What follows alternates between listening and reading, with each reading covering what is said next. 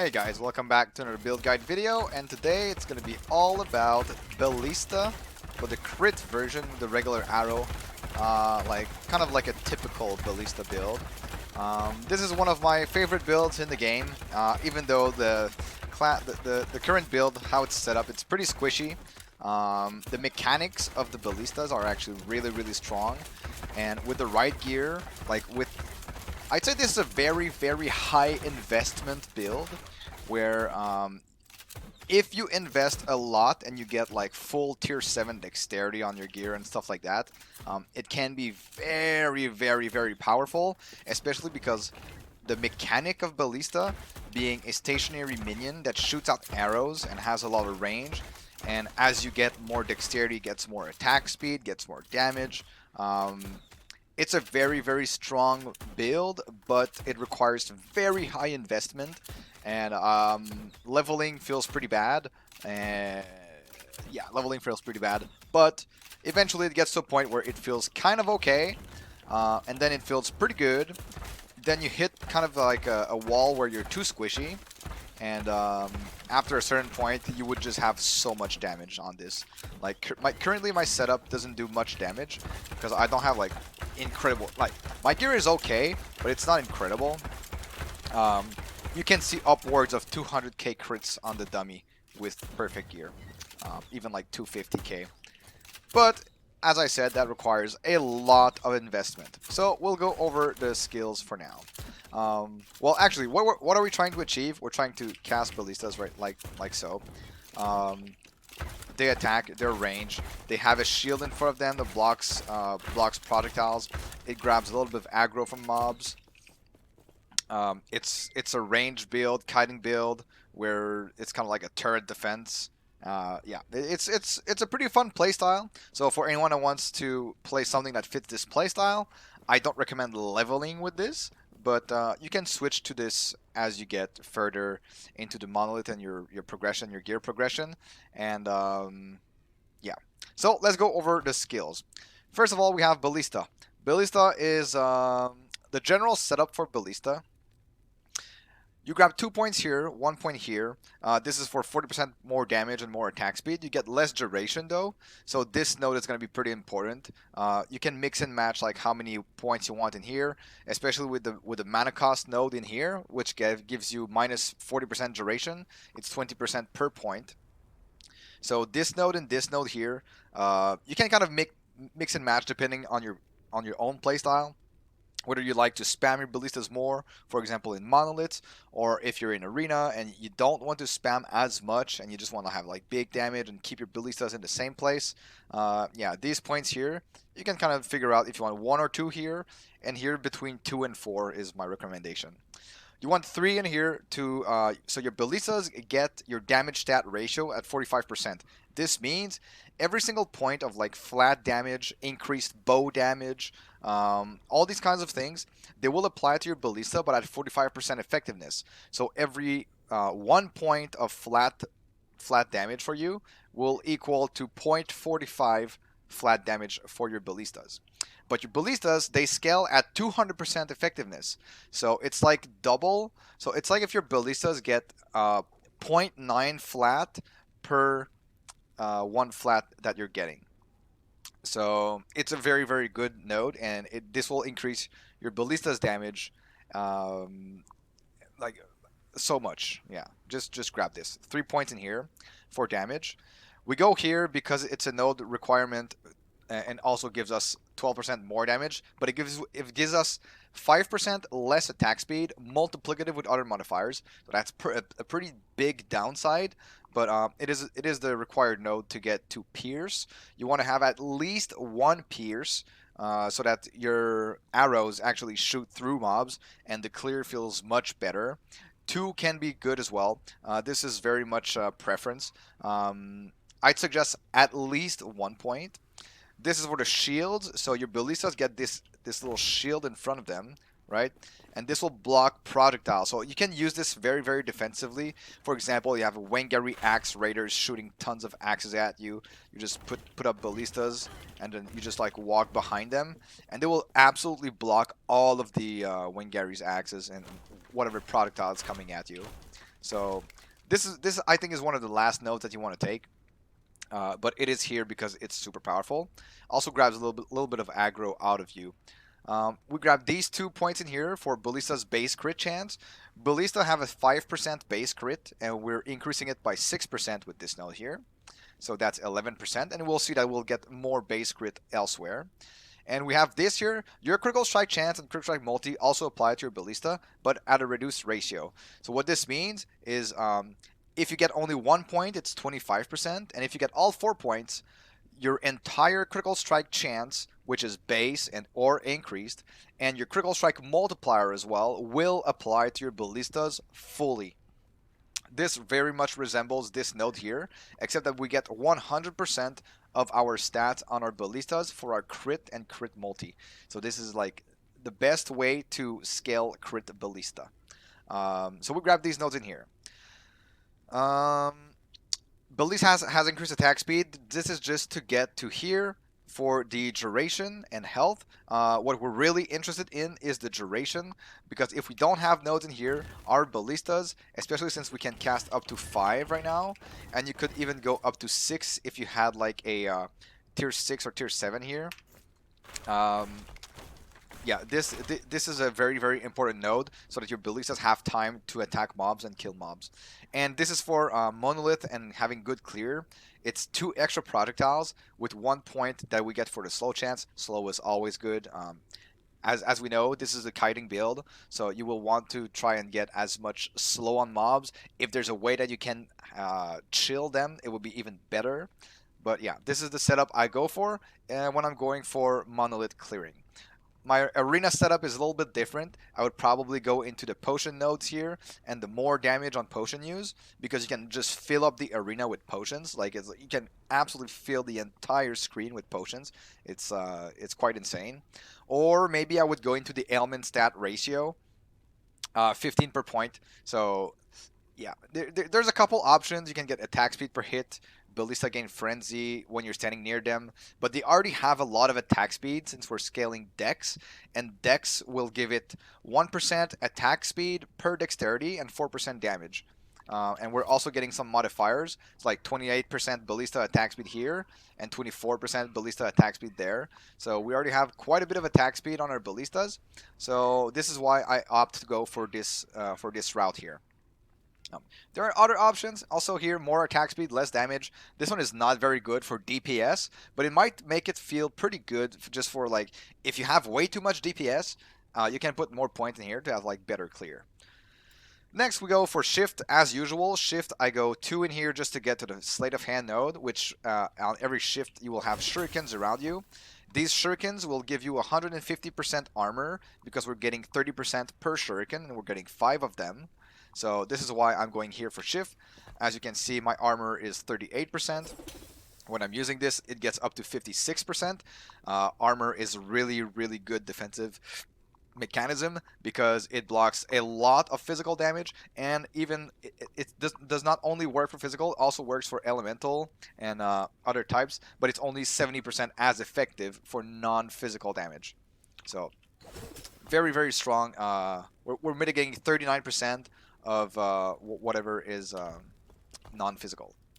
So this is how I go for shift.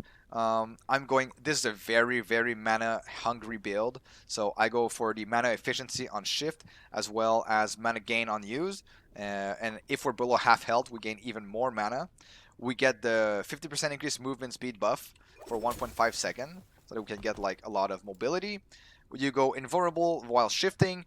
I believe this does not work at the moment that I release this video. It might be fixed in the future, but don't count on Shadow Slip to, for example,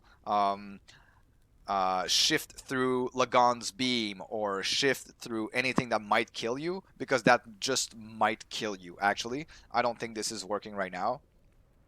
I go 1 in dodge rating per dexterity. So since we're stacking so much dexterity, you can see that our dodge right now is at 29%. Just with this shift, we're getting at 71%. And as you get more dexterity, I only have 68. You can get upwards of 150 dexterity on this build. So yeah, definitely a good point to get there. maybe even 2 points. Who knows? But like for monolith, I think 1 point is enough, and then 2 points on acid flask on departure chance. So we're getting a guaranteed acid flask, and this is something I only use for monolith. And this is because acid flask will give us a 100% chance to get haste. So each time we shift, we get the 50% movement speed from this and 30% movement speed from haste. So it gives us a really, really nice boost of movement speed as we go through the monolith quickly. So this is pretty much it for acid flask. The other thing that I take doesn't really matter. You know, I go for like chance to drop a flask when hit, mana efficiency, like frailty when you hit with acid flask. But it really doesn't matter. The only points that matter are these 4 points in here. The shurikens, as I said, this is my like pretty much my go-to setup when I'm using the shurikens on shift here. So if you're not using shurikens for damage, I strongly recommend you're using them for defense. 150% armor is nothing to laugh at. It will increase your survivability drastically. So we go 3 points here, 1 point, 1 point, just to get to the two good nodes. 30% armor and duration. So you go 3-3, and then you go into the pierce chance, because if you don't get the pierce chance, every time your shurikens will hit, they will disappear, and you will lose your armor. So this is very, very important to get the pierce chance. And then the rest of the points, pretty much decide what you want to do. I go for the physical shred chance, so just like in case I go through a mob, I will shred its physical res. And I mean, I go one here, it's like 5% more damage. Sometimes some people like to go for the haste duration here. Some people like to go for the immobilized enemies on hit. Yeah, feel like sometimes they remove a little bit from duration, but generally my current setup with this is going here for the shred, for the pierce, and the two nodes for armor. And then we go another classic one for rogue is smoke bomb. Smoke bomb basically is really, really great to buff your sometimes on some builds your damage, on some builds your tankiness, and it also, very importantly, gives you a silver shroud stack, which makes you dodge the next hit and gain ward per stack. So every time you use this, if you get going to get one shot, for example, you're expecting a big rock dude throwing the rock at you, you can do smoke bomb and then stay in the rock and keep attacking, and you will dodge the next attack and gain ward.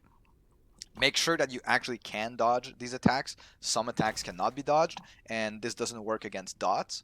So yeah, so I go for the duration, I go for the slow, I go for Dust Crowd frequency. Dust Crowd essentially will make you cap your glancing blow. So each time you get a Dust Crowd stack here, you get 5% chance to receive a glancing blow. So 100% glancing blow is really good because glancing blow makes you take 35% less damage. So it's pretty much our only good defensive options on this. And then you have the dodge here, and then I go for cleanse ailments because I don't have the cleanse on my belt. Currently, my gear is not incredible. It's pretty good, but it's not incredible. It's not like optimized at all. So yeah, I need this for now. If I had cleanse on my belt, I would remove 1 point here, run 1 point here to get only one silver shroud stack. And you could decide what you want to do. Do you want to get more area? Do you want to like? There's a couple options. You can figure those out for yourself. But yeah, the main point here is getting dust shroud frequency, as much duration as possible, and getting the silver shroud. So that is pretty much it for the skills. Now let's go over the gear. So we are here on Last Epoch Planner. So for the gear here, where I'm going for Peak of the Mountain. Peak of the Mountain is going to be a key piece for this build, and I do not recommend trying this without it. The only reason is because this gives us so much critical strike chance, and it will give you such a big boost in damage for your ballistas. And you cannot the only downside to this item is you cannot leech health from critical strikes. The good thing is we are not dealing any form of damage. It is our minions, our ballistas are minions, so they are dealing the damage for us. So we don't need to leech. Our only source of basically sustain are potions. So this is super good. We're getting all attributes and a ton of crit chance basically for free. This has an effective level of legendary potential of 0. So this can be farmed quite easily with LP. Like 2 and 3 LP are super common. 4 LP is possible. This is the easiest item to get 4 LP on for sure. So I'd say don't stop farming until you get at least a 2 or even 3 LP1. And if you're super lucky, you get a 4 LP. So I'm going for dexterity, vitality, armor, and increased health on here. As I said before, the dexterity will make you scale your damage incredibly well with Ballista because of Morning Frost. So we'll get to this later, but Morning Frost basically gives us +1 cold damage to attack and spells per point of dexterity. And as we saw before in our Ballista tree here, you get a damage stat ratio of 45% given to your Ballistas. So each flat that you are getting, your Ballistas are getting as well. But we'll get here later. On the body armor, I'm going for tier 7 maximum Ballista to get +2 Ballista and increased Ballista attack speed. This is huge. Attack speed for Ballistas are gonna it's going to feel so good the more attack speed you get, because Ballista by default don't have a very high attack speed. Getting dexterity, increase health, and dodge rating here. And if you can seal the +1 level of shift, because this will be pretty good. As we saw earlier on my current build, I had 1 less point in here for the mana gain on use. But if you have the sealed thing on your chest, you can put 1 extra point here. And because the build is so mana hungry, you get a little bit of mana back from this. So this is why I put it sealed here. Our belt, I don't have a good Jungle Queen's Chaps of Holding because this is a super rare drop. It is low level, it is rare, but it has a pretty low level of legendary potential. So you might get this with 1 or 2 LP fairly easily. If you're lucky enough to have like a 3 LP or a 4 LP this is an insane belt, and it's our best in slot. It gives us physical damage, which applies to our minions. It gives us minion physical damage, which fully applies. Dexterity, dodge on potion use, and more dodge rating for 4 seconds when you use a potion. And it gives us 16 potions, which is an absolute ridiculous amount. And we are sustaining only with potions, so this is absolutely best in slot for us. We go mana regen, the cleanse on potion use, which is pretty much mandatory for any build that doesn't have access to any cleanse. So you can don't forget, guys, you can cleanse all dots, you can cleanse all pretty much all ailments, you can cleanse armor shred. So don't be afraid to take a look at your debuffs icon and make sure that you're cleansing armor shred and stuff like that. Hybrid health and increased health here. Morning Frost. So how does this work? For each point of dexterity, you get +1 cold damage, so +1 flat cold, but you're losing 1 physical and cold res per point of dexterity. The reason I'm saying that this is such a high investment build is that the higher you go in dexterity, the lower you're going in physical and cold res. As you can see on my planner here, I don't have cap physical and cold because I don't expect to get maximum tier 7 stats of dexterity everywhere and getting like 151 dexterity. So if you get to the point where your cold and physical res is kind of dipping down below cap, I would suggest going into this. I would suggest like trying to mix match your gear for physical res and cold res. But yeah, so this is the downside of Morning Frost, but it's the only way that we can really scale our damage high, and it scales with dexterity, which scales everything else. So might as well go for this. So dexterity, movement speed, and hybrid health on here. For the gloves, we go Jolra's Obsession. These gloves, what they do, the stats that you put as legendary like the legendary that you put on this, so the shred armor and the frailty here, applies to your minions. So this is our only way to get frailty with our ballistas, and it's our only way to shred armor with our ballistas reliably without losing a ton of skill points to go into armor shred here. Yeah, so this is basically the best options that we have. Gives us also void, cold, lightning res. Spell damage we don't really care because our ballistas will not cast any spells. They have bow attacks, so anything that has a bow attack is good, but not the spell. But this is good because Jeweler's Obsession is the only item that you can put stats on it, and it applies to your minions. Our relic, I go Melvin's Writ. This is not mandatory. It's good because it has options have legendary potential. It has flat minion bow critical strike chance. So this gives us access to more flat crit to cap our crit easily. Minion bow damage also applies to our ballista. Chance to find potions, and we're always looking for potions. Dexterity gives us even like an extra +1 crossbow mercenary. We're not really scaling this guy's damage, but I mean it's an extra little minion here. So on this here, I go level of ballista tier 7 to get +4 levels and attack speed, dexterity, and endurance. Also gives us a little bit of cold and fire res. So this is our best in slot. If you're not using this, you can use something else. For example, if you're missing crit, you can go for crit chance, you can go poison res, fire res. Um, there's other options available to you, but this is really good because yeah, it's a high investment build, as I said, and the flat crit and all the other stats on it makes it our best in slot. For our let's go with the weapons here. So we got Urthrin stand. This one is pretty easy to get with legendary potential. I would highly suggest getting at least 2 or 3 potential on this guy. So we have bow damage applies for ballista, flat crit chance. We're getting increased mana. It's very good because it's a very mana hungry build. We get cold and physical res. So this bow along with these boots complement each other so well because if like this basically covers up 60 dexterity for resistances. From Morning Frost, you'll be losing from physical and cold. This gives you up to 60 cold and physical. Perfect match. You get 15 to 25 bow physical damage for minions and +2 maximum ballistas. Very strong. If you don't have this, you could probably use a Dreadthorn's bow, which gives you a ton of crit multiplier, which also applies fully to your ballistas, and 4% flat bow critical strike chance. So this is another good option. But yeah, if you have a European stand with LP, this is the best. Crit multi, tier 7, bow physical damage, minion physical damage, and chance to chill on hit. That's like our only place where we can actually get chill, and maybe in some certain setup try to chill mobs with element stat ratio and contaminating shots. This is something to look at. Also, by the way, the 3 points in ballista that I don't put in here is because basically this is the basic setup, and the 3 points remaining you can put wherever that you want. For arrow guard here we go. This is the best quiver basically.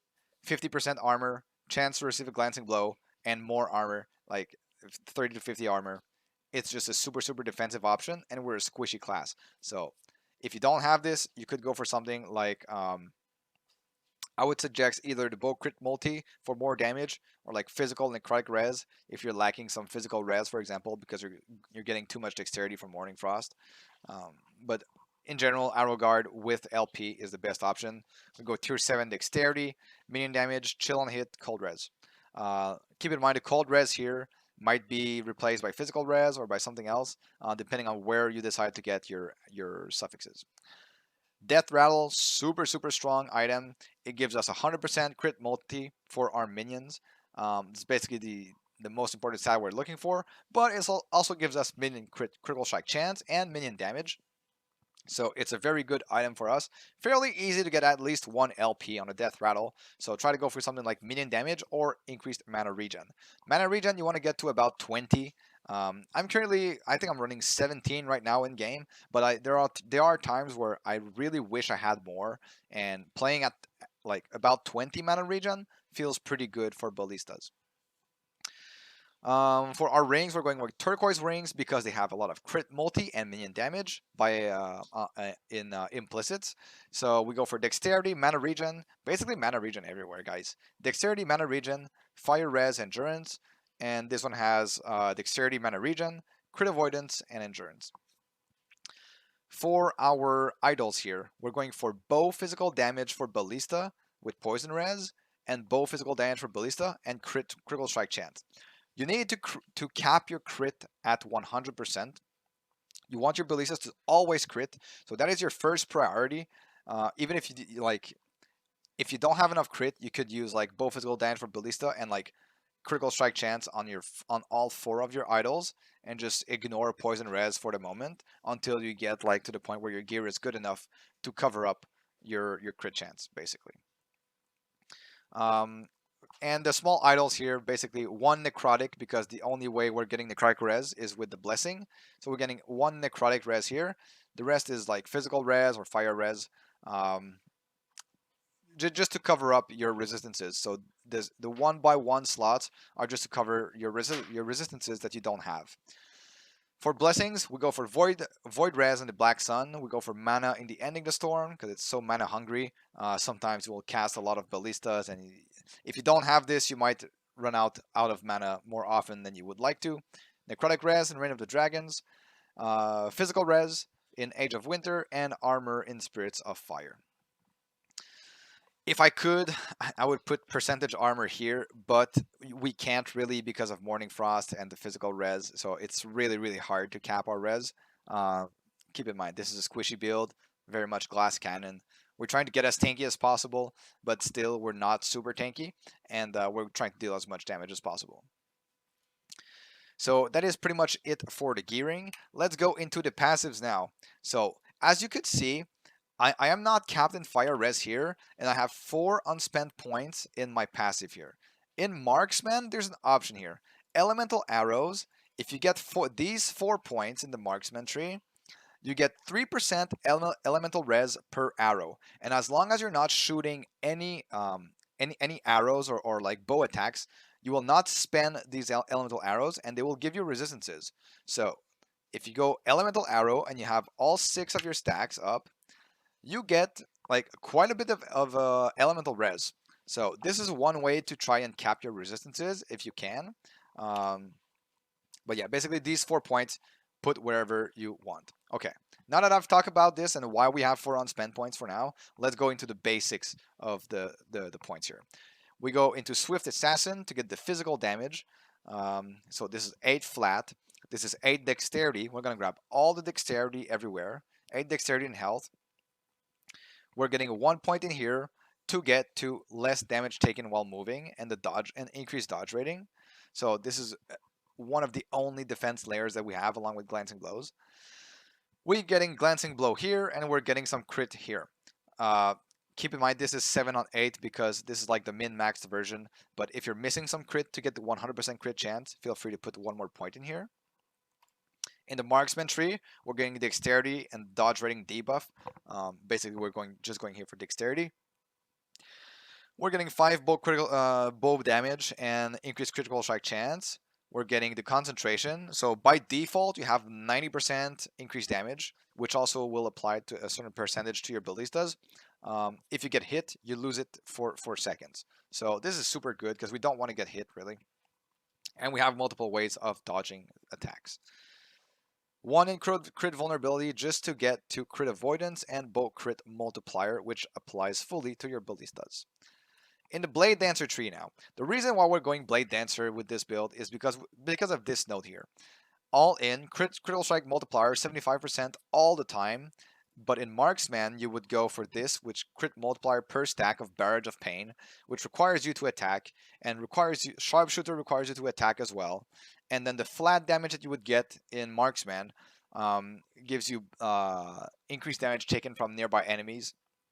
So it's kind of like, we don't want to attack with our bows. We want to attack with our ballista. We want just to be like, feel like a totem build, like a ballista. Just put your minion down and they do all the stuff. And we're pretty lazy and we don't want to shoot with our bows. So that's why I decided to go Blade Dancer.